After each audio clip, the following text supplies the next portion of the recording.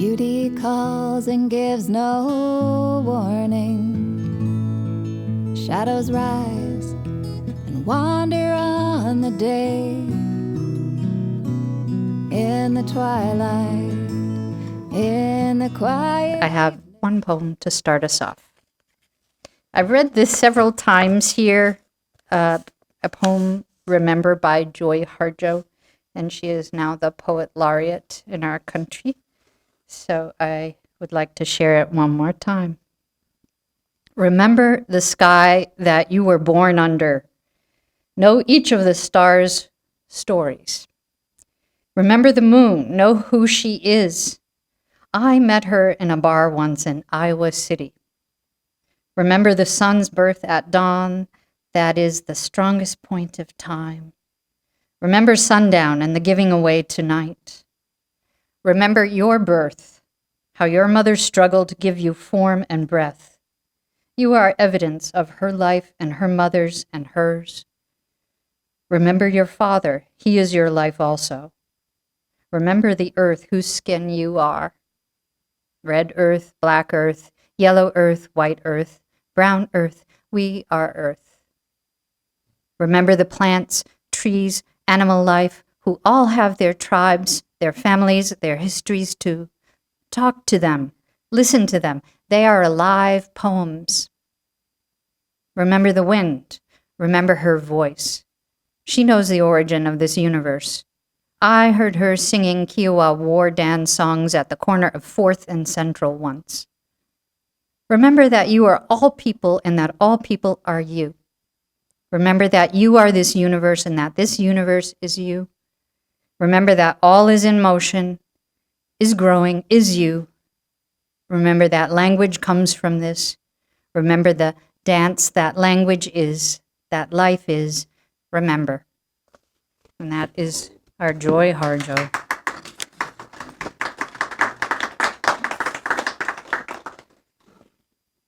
Now I'd like to introduce our poet today, our feature poet, Jason Tandon. Jason Tandon is from Framingham, Massachusetts, and he is the author of 4 books of poetry, which include The Actual World, Quality of Life, We, Our, Martyrdom, and Give Over the Heckle and Everyone Gets Hurt. And that last book won the 2006 St. Lawrence Book Award for First Collection from Black Lawrence Press. His poetry has been featured on NPR and has appeared in a number of journals and magazines, including Plowshares, Prairie Schooner, Beloit Poetry Journal, and Esquire. And Jason is a senior lecturer in the writing program at Boston University. And he's here today to share some of his poetry. We have books in the back for you to take a look after. And for time right now, please put your hands together to welcome up Jason Tandon. All right, so thank you very much. Thank you, Cheryl, for the introduction, for organizing, for all of you coming out on this rainy Saturday morning. And so I'm going to read mainly from my latest book, The Actual World. It's the only one I brought today. And as you poets and writers, I think, out there know, I'm mainly only interested in my most recent work. So I'll be reading from that today. But I'm also going to be reading from just other people's work. That's something I've taken to do in my readings, just because I always feel like I'm constantly in conversation with other poets. That's usually my main motivation for writing. Most of my work comes out of the reading of poems of others. So I'm going to mix in some poems, and poems that I love and poems that I was reading often while writing this book. And so I'm going to start actually with a poem by Mark Strand, who is one of my favorite American poets who passed away a few years ago. And I'm actually going to start with just a kind of series of winter poems, since winter is upon us.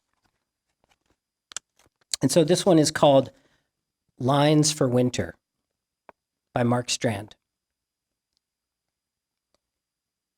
Tell yourself, as it gets cold and gray falls from the air, that you will go on, walking, hearing that same tune no matter where you find yourself, inside the dome of dark or under the cracking white of the moon's gaze in a valley of snow.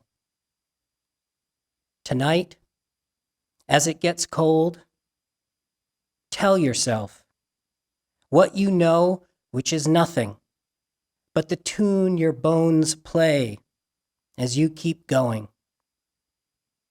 And you will be able, for once, to lie down under the small fire of winter stars. And if it happens that you cannot go on or turn back, and you find yourself where you will be at the end,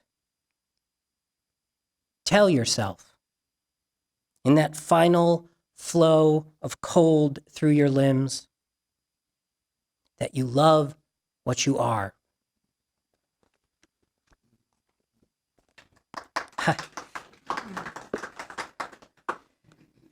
Yeah, that's what I always say to people. That's the one problem of reading the poems of others, doing these covers, is you just hope your own work stands up. So we'll see. So I'm going to mix in a poem of mine here. It's a winter poem. And it's called New Year's Day. I think of it as a very New England poem. All afternoon, the snow has been falling in flakes the size of silver dollars. Falling so slowly I can see the crystallized patterns of their intricate symmetry. It piles on the shed roof and against the chain link. Windshield wipers like arms shot up in surrender. When it thins to a flurry, I will pull on my boots, as will we all on this block, emerging like extras in the opening number to heave and toss in rhythm.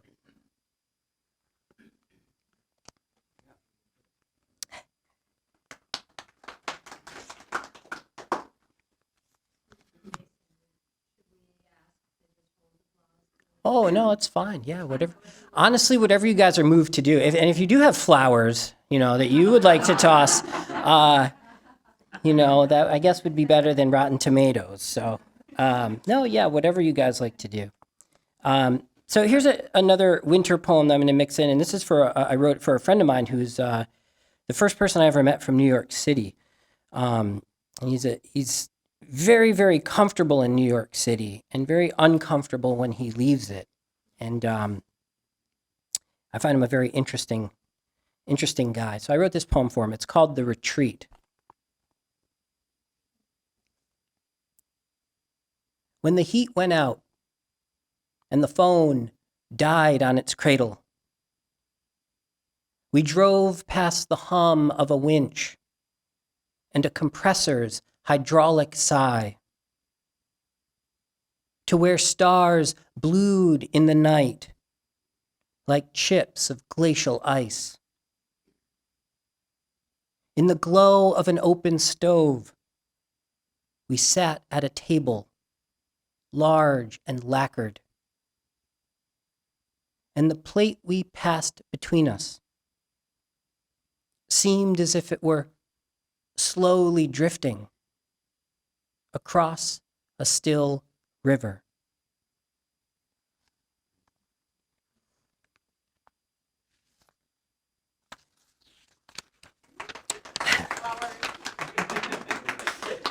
So I'm going to mix in just one new poem. I always like to just try to, see how things are kind of going in new work. So this is, another winter poem, and I wrote it when I was almost immediately while I was reading a collection by Du Fu, a Chinese poet, who some say he's the greatest Chinese poet and some argue he's the greatest lyric poet of all time. Um, so this poem came out of reading his work, and it's called I Came Here. I came here to write a poem,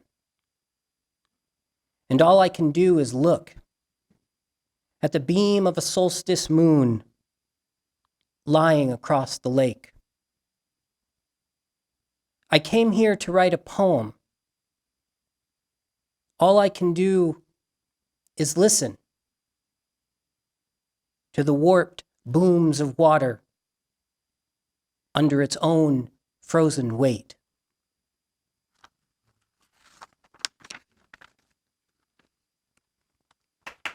And I guess I'll keep that one then. This is so all of my poems are short. They're very short. This is an even shorter poem. I do love Japanese poetry. I love Chinese poetry. I love haiku. And so this is a haiku-like poem. And this will be the sort of last one in the kind of winter series. So it's got a long title and it's a very short poem.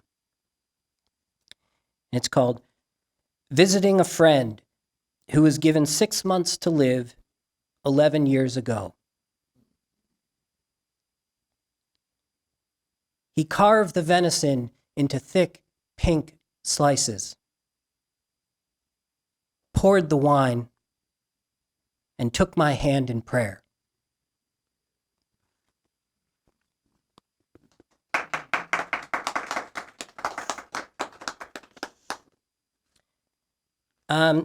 So I'm going to change gears a little bit here. I'm going to read another New England poem. So my wife and I and our 2 kids, we live in Framingham. We're coming up on 15 years or so living in this area. And so this is a sort of ode to Eastern Massachusetts or the Boston area. Let's say inside 495. All right, so it's called New England Sand and Gravel Co., as in company. From beneath the stiff brim of an Irish flat cap, my neighbor hawks and spits with the power of a pneumatic rifle. The day we moved here, I waved to him. This morning, I smile. In black paint on a white board, the sign up the road says, "We sell what we sell."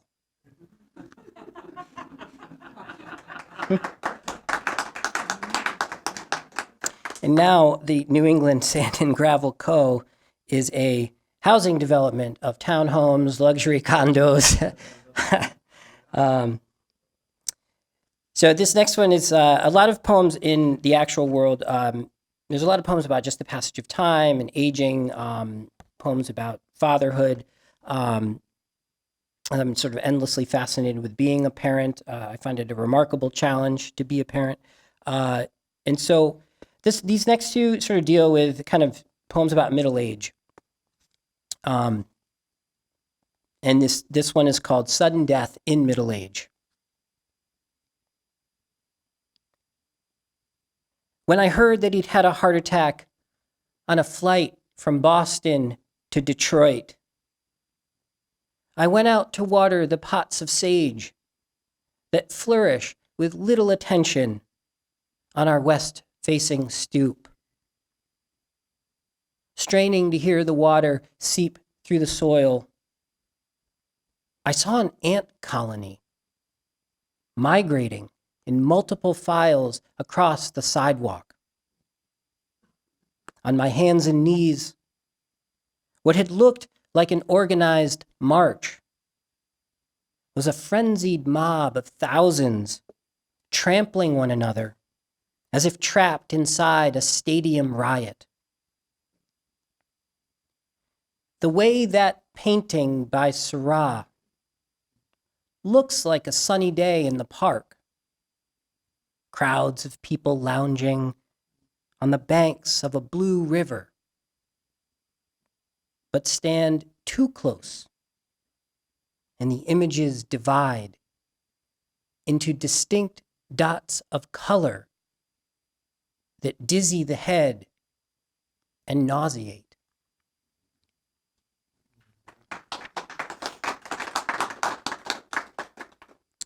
And here's one more middle age, about middle age. And it's for a friend of mine who, around the time he turned 40, he had sent me, I had not heard from him for a long time, and he sent me a recording of himself. He had just taught himself to play piano, and this was the first song that he was trying to learn. It's called Lera Basque. I'd play it for you here, but I can't get a connection on my phone. It's a very, very brief piece. It's a beautiful piece. So he sent it to me, and I was so taken up by his effort that I immediately wrote this poem. It's called Lera Basque.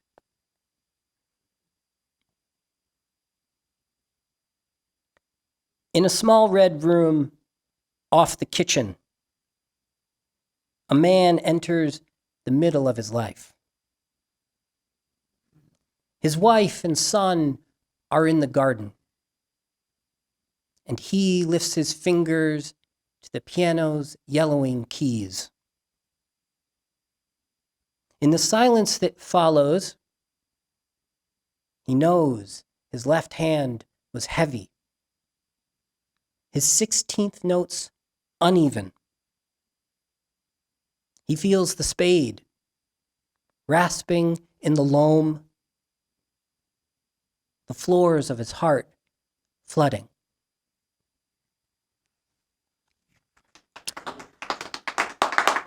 And I'm going to read, I'm going to mix in another poem here by Robert Bly, who is one of my all-time favorite poets, American poet. And, Bly was always saying throughout his career that he thought it was important for younger poets to find older poets, sort of guides and teachers, not so much to emulate, but to sort of kind of battle with and argue with. And I would say that for me, that poet turned out to be Robert Bly, at least right now, or in the last 10 years. And so this is a poem from his first book, Silence in the Snowy Fields. So if you don't want to pick up one of my books, you can certainly, pick up this one. It's a lovely book. And this one is called, again, a long title. It's called After Drinking All Night with a Friend, We Go Out in a Boat at Dawn to See Who Can Write the Best Poem.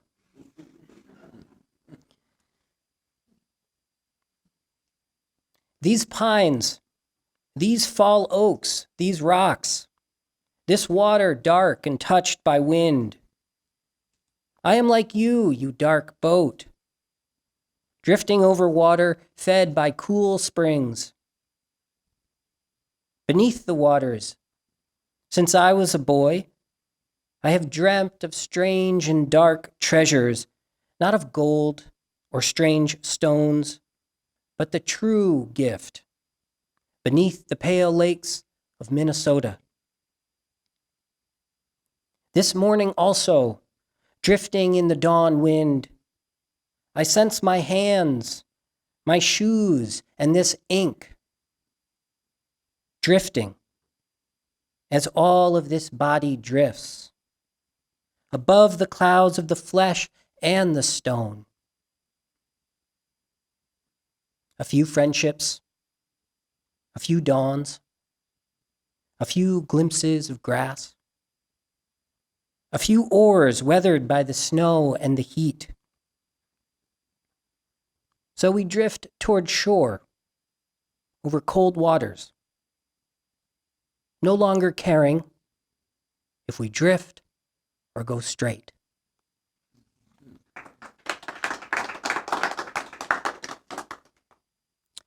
And so I'm going to read, go back to the actual world for a couple of poems. Just I wrote about just kind of seeing your parents age, just kind of having that full realization of what that means. And this one's called My Father at 70.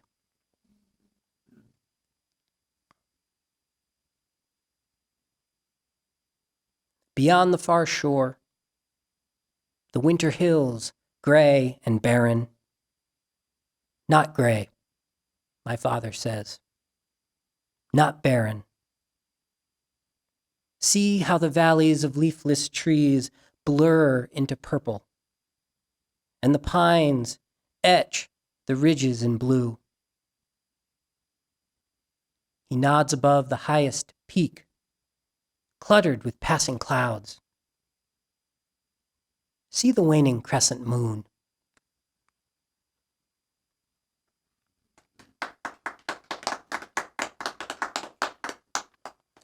And I didn't intend it this way, but here's one for my mother. It's a spring poem. Is it too early to think about spring? No. All right, so it's a spring poem. We got spring weather out there. It's called Early Morning Spring.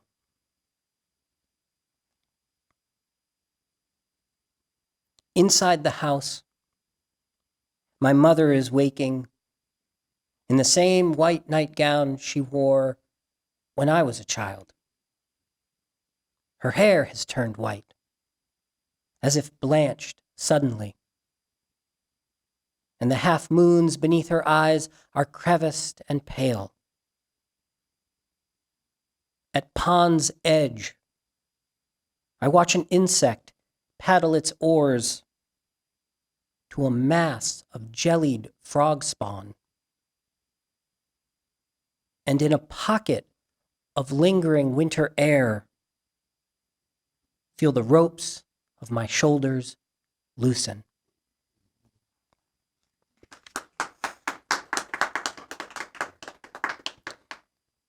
So I'm just going to finish up with a few poems here, and I'm going to read just one more.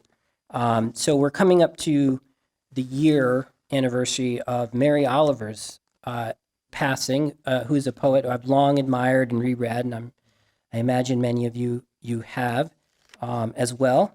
And what I like about Oliver's work is that she just writes very differently than I do, and she says a lot of things that I, don't say in my work by choice or just by inability. That's another reason, I like reading the poems of others. There's just a lot of poems out there that I wish I had written.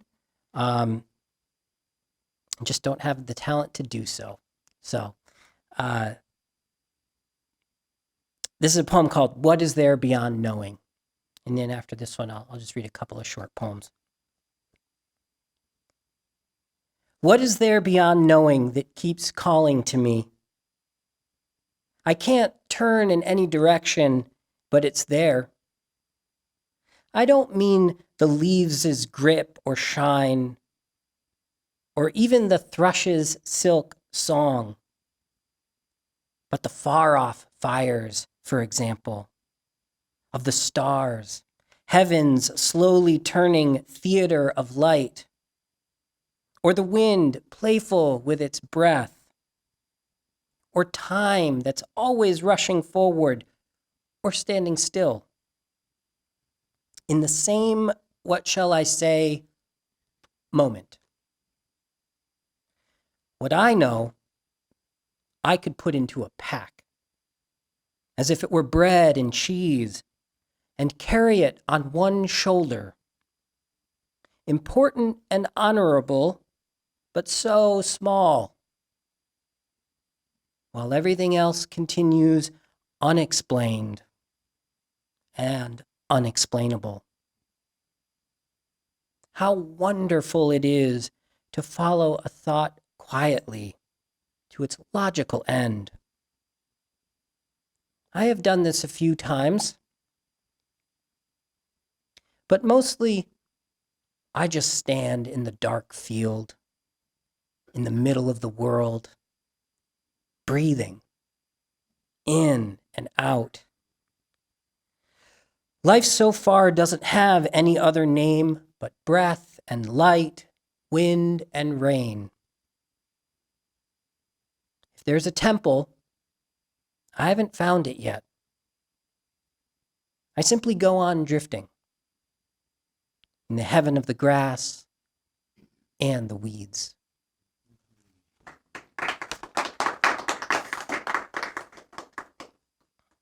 So I'm just going to finish up with two very short poems. The first one I'll read for my wife who couldn't be here today. She's at home watching our kids. And so this is a poem that I wrote for her, for us, I suppose. It's called Matrimony. And a big title, but very short poem. Matrimony. We lie naked above the sheets, watching the curtains robe the wind. Later, in the splotch of the small hours, I tell you, we're low on dish soap. You answer, coffee too.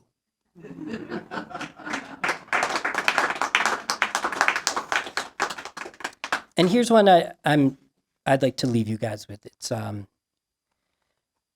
so thank you again. Thank you guys for coming and listening and for clapping. It's I often hear silence, so I don't know really what to think. But so thank you. So this is a thank you poem.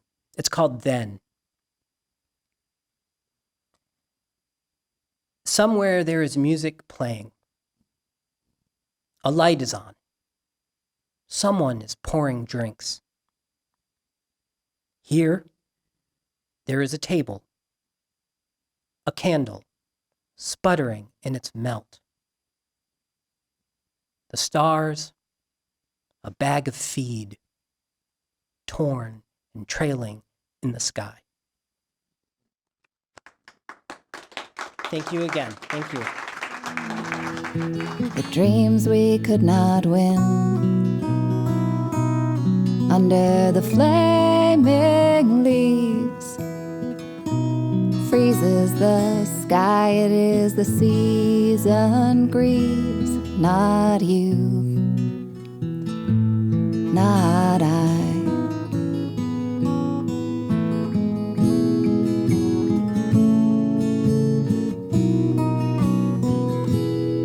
Oh, we have awakened sweet and had our birth, and that's the end of earth. And we have toiled and smiled and kept the light, and that's the end of night.